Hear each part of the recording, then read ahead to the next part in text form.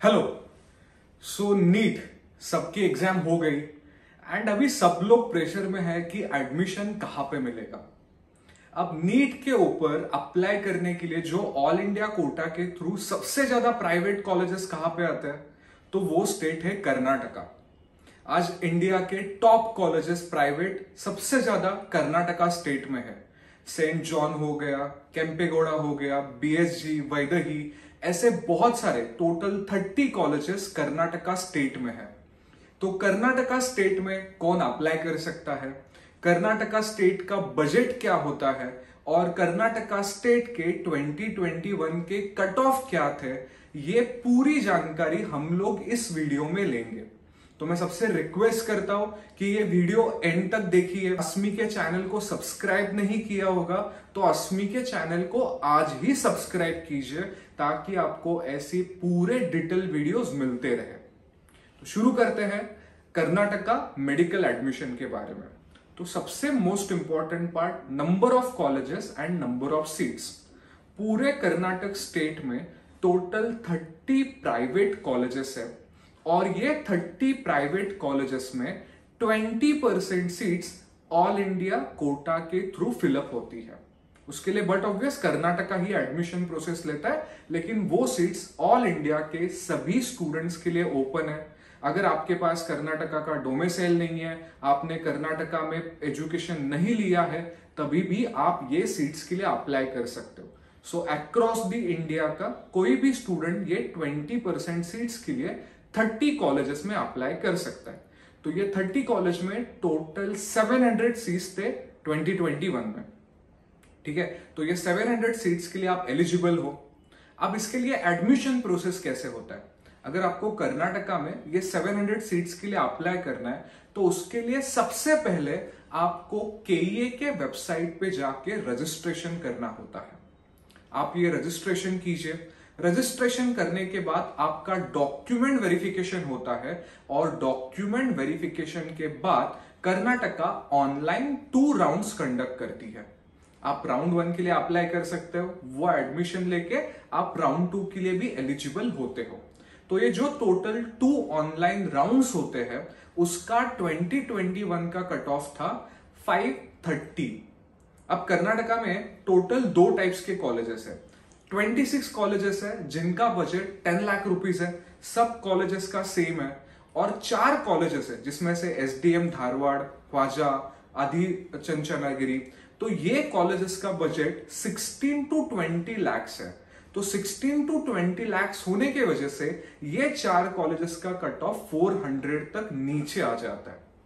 तो 530 राउंड 2 का cut off था जहां पे 10 लाख रुपीस बजट है और 400 कट ऑफ था ये 4 कॉलेजेस का जहां पे बजट 16 लाख्स टू 20 लाख्स है। बट तो ये तो दोनों राउंड ऑनलाइन होते हैं। अब ये 2 राउंड के बाद होता है मॉपअप राउंड जो कि ऑफलाइन होता है और ये मॉपअप राउंड कंडक्ट होता है बेंगलोर में। और मेजॉरिटी कट ऑफ आपका यहां पे डाउन आता है। क्यों? एक तो बेंगलोर में ऑफलाइन कंडक्ट होता है तो अक्रॉस द इंडिया के स्टूडेंट वहां पे बहुत कम जाते हैं। दूसरी, नंबर ऑफ सीट्स कितने बचते हैं, तो लास्ट ईयर 700 में से ये राउंड के लिए 342 सीट्स अवेलेबल थे। तो 340 सीट्स अवेलेबल होने की वजह से जो 530 का कट ऑफ था वो ऑलमोस्ट 470 480 तक नीचे आ जाता है, क्योंकि अप्लाई करने के लिए लोग वहां पे बहुत कम जाते हैं। और उसी के वजह से ये मॉपअप राउंड कर्नाटका का सबसे मोस्ट इंपॉर्टेंट होता है जहां पे आप अप्लाई करके 470 के स्कोर पे भी आपको एडमिशन मिलने के चांसेस होते हैं। अब दूसरा मोस्ट इंपॉर्टेंट पार्ट कि कर्नाटका में 2 टाइप्स की सीट होती है, ओपन सीट्स जिसके लिए 10 लाख रुपीस बजट है और दूसरा होता है other seats. Other seats every private college में 5% अवेलेबल होती है और ये अदर सीट का बजट आपका 30 to 35 लाख्स तक जाता है और जिसके वजह से आपका कट ऑफ ऑलमोस्ट 150 200 तक नीचे आ जाता है। और आप जब भी इंटरनेट पे सर्च करते हो तो ये बहुत बार कट ऑफ आपको ये अदर सीट्स का मिलता है और स्टूडेंट कंफ्यूज हो जाते हैं कि सर आपने तो ऑफिशियल राउंड का कट ऑफ 530 बताया, बट मैं तो नेट पे 250 300 चेक कर पा रहा हूं। तो ये जनरली ओपन का कट ऑफ नहीं होता है, वो अदर का कट ऑफ होता है।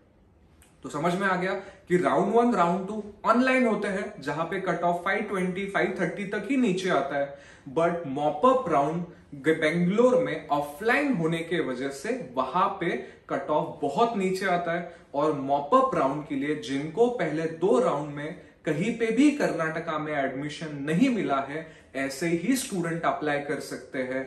जो स्टूडेंट को ऑलरेडी एडमिशन मिल चुका है और उन्होंने लिया हुआ है, वो स्टूडेंट यहां पे अप्लाई नहीं कर सकते।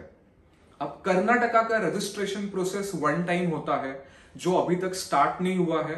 नीट एग्जाम के रिजल्ट के बाद ही कर्नाटका का रजिस्ट्रेशन प्रोसेस स्टार्ट होगा, बट वो 1 टाइम ही होगा। तो अगर आपका स्कोर 400 प्लस है तो आप एटलीस्ट कर्नाटका का रजिस्ट्रेशन करके रखिए, ताकि एंड में मॉपअप राउंड के लिए आप एलिजिबल हो जाएंगे। अगर आपने रजिस्ट्रेशन नहीं किया है तो आप कर्नाटका के प्रोसेस में फिर एलिजिबल नहीं होंगे।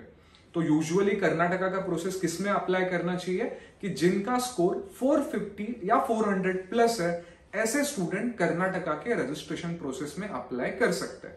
अब ये राउंड 1 राउंड 2 मॉपअप राउंड कैसे होंगे, कब होंगे, तो ये पूरी प्रोसेस या फिर कौन से कॉलेजेस बेटर है, कहां पे अप्लाई करना चाहिए, ये पूरा पार्ट अस्मी काउंसलिंग के थ्रू कवर करता है। तो इसके लिए अस्मी के पेड सर्विसेज के लिए आप आज ही रजिस्टर कीजिए, ताकि कहीं पे भी आपकी कुछ भी गलती ना हो, क्योंकि ये प्रॉपरली काउंसलिंग फॉलो करना बहुत इंपॉर्टेंट होता है और ये पूरी चीजें खुद से करना बहुत डिफिकल्ट है। फिर बहुत सारा मिसगाइडिंग हो जाता है, कॉलेजेस के बारे में आप पूरा डिटेल इंफॉर्मेशन नहीं ले सकते हो। तो आज ही अस्मी के साथ रजिस्टर कीजिए।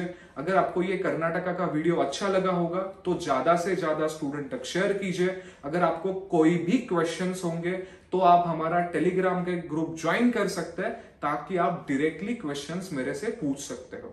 So thank you so much. Hopefully Karnataka के बारे में आपको बहुत सारी इंफॉर्मेशन इस वीडियो के थ्रू मिली होगी।